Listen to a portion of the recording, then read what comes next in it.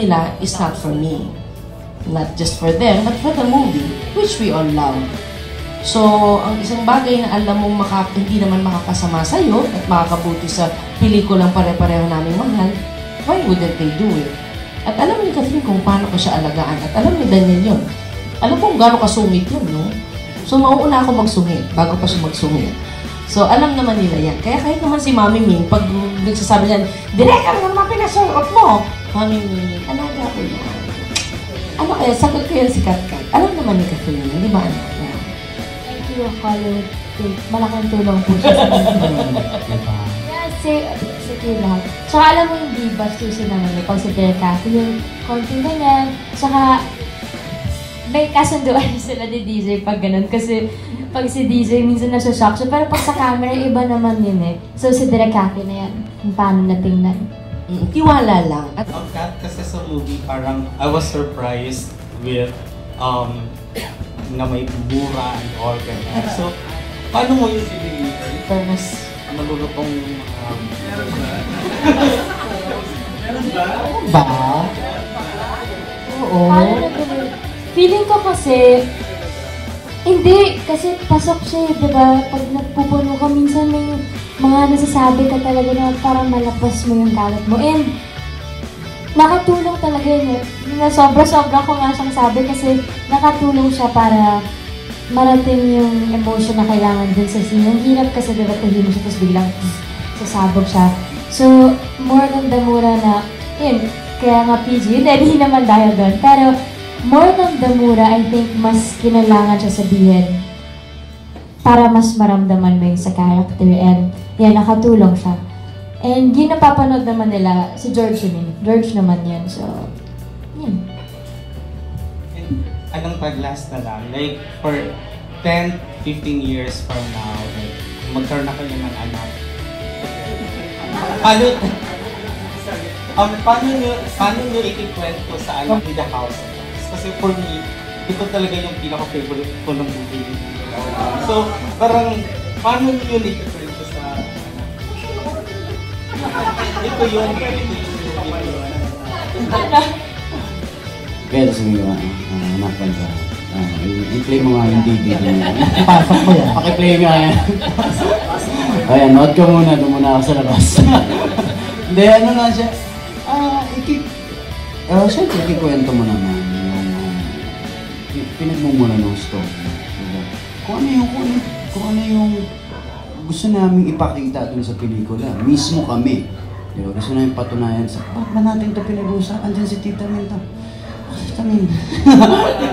Tignan na naman ako niya. Ikaw ang tignan. Hindi, siyempre it's about, it's about staying sa pag-ibig. It's about holding on. It's about pinaglalaban ng pagmamahal. Direk, ano pa, ito, anong sasabihin mo sa anak mo? Gusto mo makibasa pagka May nag-message para sa akin yesterday, si Ayesha. Bata to, siguro mga 12, 13, ganyan. Nag-message siya kahapon, tapos sabi niya, thank you ate ka. She wanted to tell me daw. Sabi niya, kahit na hindi pa niya na-experience, wala siyang relationship, bata pa siya, wala. Yung movie daw, hindi niya alam kung paano siya nakarelate na na-realize niya sa isang relationship bago pala pumasok, you have to ganyan, ganyan, ganyan. So, nakalimutan ko yun i-share sa story kasi natuwa ako sa text ng bata na kahit bata siya, yung movie na ano siya sa reality na, okay, once you enter a relationship, hindi lang pala ito more than takilig and love and all. So yun, hopefully, pag nagkaanak kami in the next, 10 years, ganyan, papanood mo siya na hindi masyado siyang bata, pero hindi na din masyado matanda, para she will know how to handle it kapag nangyari sa kanya. Para siya piniprepare, parang yung nakausap din namin dito si Nigel, 15 years old lang siya, andito siya, napanood din niya ng premiere na ito. Ayan, sabi nga rin kanina, sabi nga kahit ano siya, hindi niya pa na-experience, ganun din yung nararamdaman niya sa pelikula. Parang piniprepare siya if ever mangyari sa kanya yun, di ba? Dahil dyan ito, parang piniprepare na rin siya para magtanong. Si Rog mula naman sa Random Republica. Hello guys, congrats. Yung tanong ko siguro, since nabanggit ni Chikanes yung sexiness, kasi di ba yung Katniel in every movie, meron kayong in-offer na bago. Tapos yung bago na yun, parang talagang, parang yung stage na from yung wala mo ng kissing scene, yung sweet muna, tapos pumature ng pumature. So ngayon ba, di ba pa yung sexiness na, yung nakita na dun sa movie, sa susunod ba ng movie, parang okay na sa inyo na parang mas i-upgrade pa yun, parang medyo more mature ng content. Hindi naman, wag ko lang. Baka naman na.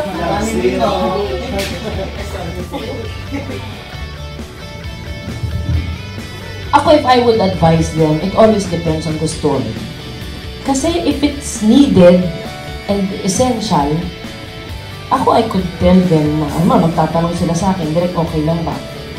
By all means. Saka depende kung paano gagawin.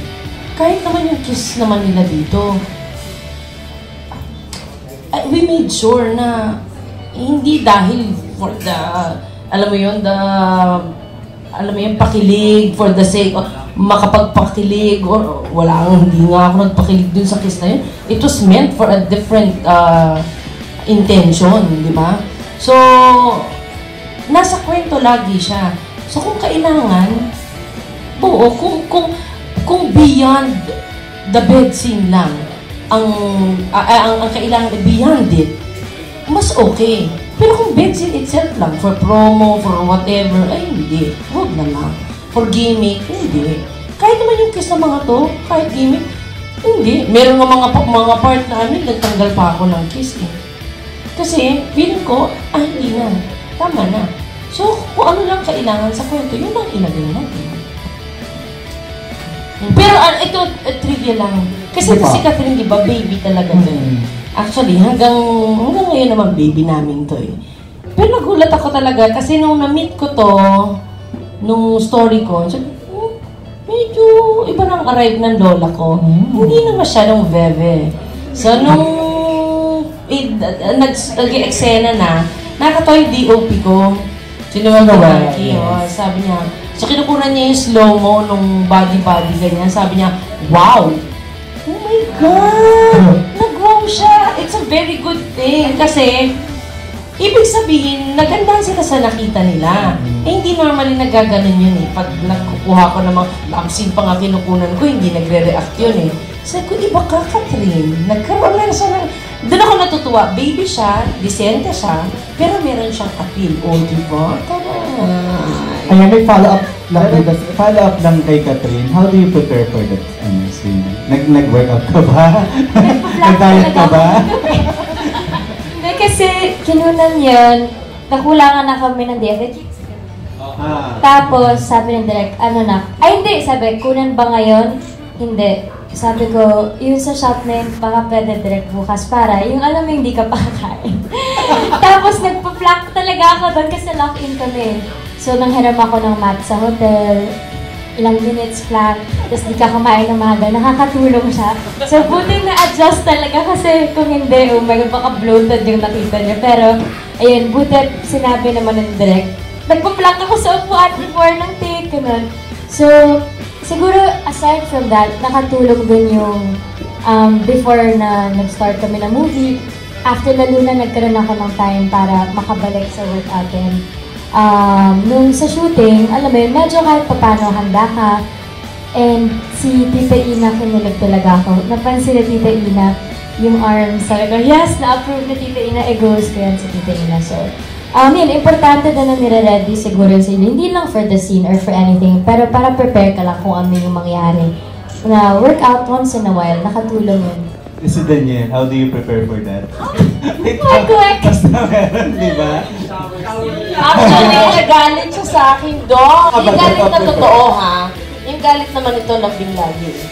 Direk, wala akong alam dito. Hindi ko alam, hindi ako mag-t-shirt dito. Sabi niya. Kasi ginulat ko siya. Nagtatanong siya kung anong costume niya. Sabi niya, wala po. Kakatapos ko nung kumain ng benting kwek-kwek yata. Alimang toron yata ako. Tapos biglang gano'n sa... Sas, may dali na. Game na. Tara. kasi sabi ko rin naman sa kanya, anak, di naman yung katawan mo yung point ng scene. Di ba funny lang siya, di ba? So yun lang siya eh. So ba't kailangan mong maganda katawan mo? Maganda pogi ka naman na, okay na yun. Pero nabenta na ako doon. Ang sinabi niya yun, kasi doon na nabenta. Diba? Ganun ako pag- Pero so far, nice shots naman. Very nice shots yung peg. Nakalataan niyo ba yung mga puso doon? Oh my God! Hindi masyado. Oh my God! Watch it again! Parang masyado silang na-focus yata sa Ito, sa katawan. lahat ng mga manonood pa lang pansinin niyo po yung scene na yon, yung si Daniel ay naggaganon-ganon ng tubig, si Primo pala. Pansinin niyo yung mga tubig, yung talsik. Iba na kasi simulan sila. Ay, iba na pa, ay, naku, Daniel, iba napansin nila.